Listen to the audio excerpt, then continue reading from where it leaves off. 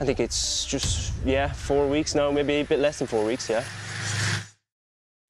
Camp started originally way back when we had a fight. Before the lockdown, before the coronavirus, we had fights all set to go on Saturday, and we got locked down on Thursday. So we were training then. Then we had a big break then for the lockdown. And, you know, we always knew there was a fight coming. So you could say camp, whatever that is. It's just the knowledge you have a fight coming and how much training you're getting in between it. For this fight, we knew it was coming October 30th. I'd say it's at least, you know, a good 2 months camp, you could say that. Yeah. 2 months hard training in the gym, getting it in. Starting off nice and easy, trying to figure out where you're going with it, and reining it in, keeping it simple, but... Has the intensity picked up now, I suppose, as we're getting closer and closer to it? Yeah, I'd say now will be the first one, like, you know, 4 weeks out, Saturday morning here now, this is going to be like, you know, yeah. We'll get a few hard sessions in and kind of reel it in before the day of the fight, like, you know.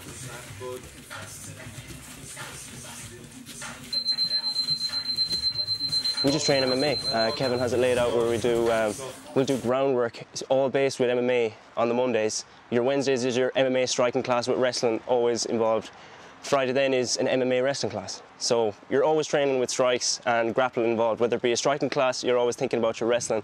Whether it be on the mat, you're always thinking about your strikes. You don't want to separate them too much. You don't want to do jiu-jitsu without strikes. You don't want to separate them. You just keep doing to the MMA. You know what happens. Get your wrestling in, get your striking in, get the sparring in.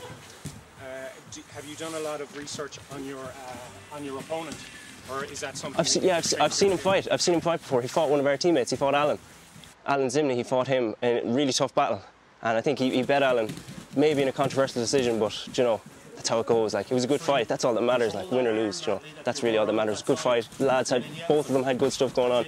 So yeah, I've that to look on, but I'm more concerned on myself. I have a brief idea what he does. You know, he likes to kick, whatever. I know what I like to do. We'll go in there. We'll have a good time. We'll fight. Yeah. Naturally enough, you could say, like, yeah, you get nervous, like, but that shows you know what you're getting into. Like, it's a fight. You know, you could get hurt. He gets hurt. You want to win. He wants to win too. Both of you literally want to beat each other. Like, that's the name of the game. Yeah, you could say I get nervous, but it's excitement. Nervous is excitement if you tell yourself that. And I know what I'm getting into. I've been training for a long time now, like, you know, so it's nothing unfamiliar. I'd be, you know, I wouldn't like to not get the nerves because, you know, you'd know there's something wrong. Maybe I'm not used to it. Yeah. I mean, you'd like to not feel like maybe lose a bit of the butterflies or whatever, but that's all natural stuff. Once you're familiar with it, you can tell yourself, look, I've been here before. I know what I'm doing. I do this day in, day out. It's natural. Months leading up to it, you're like thinking about the fight, and when you're literally like 2 minutes out, walking out, you hear some song, whatever that you might have picked. You're in the in-between phase, like, you don't know what's kind of going to happen, like, but yeah, it's some buzz. There's nothing like it. It's hard to describe it though, but yeah, it is good. How do you find the state of Irish MMA, Irish amateur MMA at the moment? It's pretty high level, I think, to be honest. You know, Irish boys, we were always good fighters. We always loved a good scrap. We had great amateur boxing for years, you know.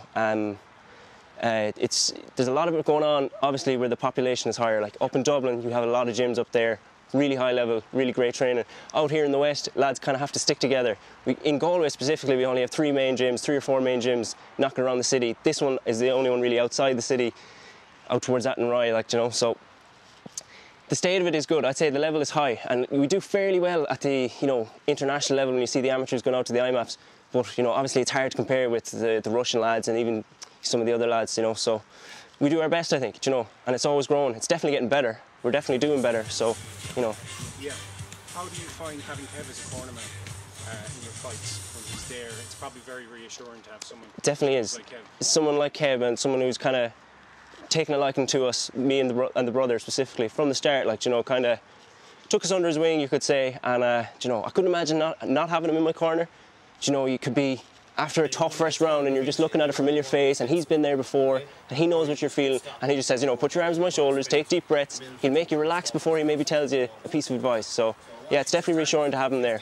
And even in the ring, his voice is all I hear. I'll hear him outside the ring just commanding his voice, like, you know, so yeah, it's definitely reassuring. He's a friend as well as a coach, like, you know, so. In terms of your own aspirations going forward, do you have any goals, MMA goals? Just keep training, just keep fighting. Yeah, take a few more fights, get a few more wins, see where it goes. I don't want to look too far into the future. I'd love to take a pro fight, that'd be great. Just keep training, keeping it going strong, like, you know. everyone loves Khabib. I'm a wrestler at heart, so, you know, love Chechen lads. Any Chechen lad, any Dagestani lad, you know, they're really great lads, great fighters, you know. Even Blachowicz there, like, you know, last weekend. It's he's just a genuine guy, like, you know, how many lads do you see that you just like, oh, I'd like to go have a beer with him, you know.